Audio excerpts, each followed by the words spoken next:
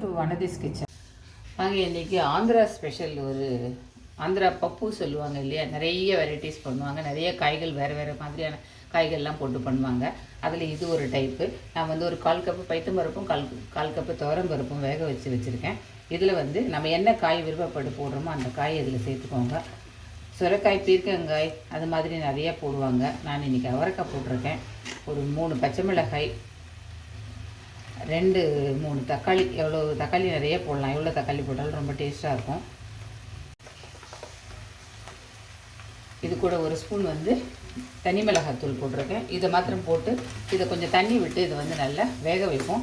பருப்பு வந்து நான் ஒரு 70% தான் வேக வச்சுருக்கிறேன். இதோடு சேர்ந்து அது வேகணும்.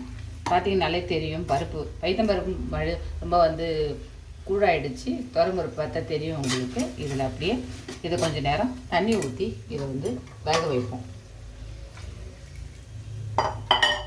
இது நல்லா வெந்து அப்படியே நல்லா திக்காக ஒரு பேஸ்ட் மாதிரி வரும். வேக உடனே உப்பு போட்டுடுறேன். இப்போ நான் ஊற்றிருக்க இந்த தண்ணி வந்து இந்த காயும் இந்த தக்காளியும் வெந்து கரெக்டாக வந்து சரியாக இருக்கும். இது வந்து சாம்பார் மாதிரி தண்ணியாக வைக்கக்கூடாது, திக்காக ஒரு பேஸ்ட் மாதிரி இருக்கும். கரண்டியில் வந்து அப்படியே அள்ளி வைப்பாங்க, அந்த மாதிரி தான் இருக்கும். ரொம்ப பாருங்கள், இந்த மாதிரி நான் சொன்னையில் தண்ணி ஊற்றின தண்ணி கரெக்டாக வந்து காய் வந்து இந்த திக்னஸில் இருக்கணும். இதை விட தண்ணியெல்லாம் வைக்கக்கூடாது, நம்ம சாம்பார் வைக்கிற மாதிரியெல்லாம் வைக்கக்கூடாது. இதை கெட்டியாக தான் இருக்கணும். இப்போ இதில் கொஞ்சம் போல் புளி ஊற்றிக்கிறேன்.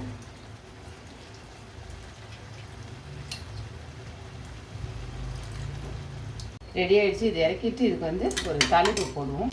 1 ஸ்பூன் கடுகு, 1 ஸ்பூன் உளுத்தம்பருப்பு, ஒரே ஒரு காஞ்ச மிளகாய், இடித்த பூண்டு, தோலோடு இடித்த பூண்டு ஒரு 5 பல் பூண்டு. வந்து இந்த பூண்டு நிறைய போடுங்க, நல்ல வாசனையாக இருக்கும். தோலோடு இடித்து போடணும், உரிச்சிட்டு போட வேண்டாம்.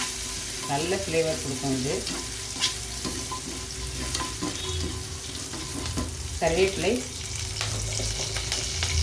ஒரு கைப்பிடி சாம்பார் வெங்காயம். சாம்பார் வெங்காயம் இருந்தால் போடல, இல்லைன்னா நார்மல் வெங்காயம் கொஞ்சம் தாளிச்சதை இதில் கொட்டிடுங்க. அவங்க வந்து இதில் காஞ்ச மிளகாயும் நிறைய போடுவாங்க, பச்சை மிளகாயும் நிறைய போடுவாங்க, மிளகாய் பொடியும் போடுவாங்க. சில மிளகாய் பொடி போடாமல் காஞ்ச மிளகாய், பச்சை மிளகாய் மாத்திரம் நிறைய போடுவாங்க. இந்த ஸ்டேஜில் நல்ல சூப்பராக 1 ஸ்பூன் நெய். அவ்வளவுதான். சுட சுட சாதத்தில் இந்த பருப்பை போட்டு சாப்பிட்டு பாருங்கள், செம்ம டேஸ்ட்டாக இருக்கும்.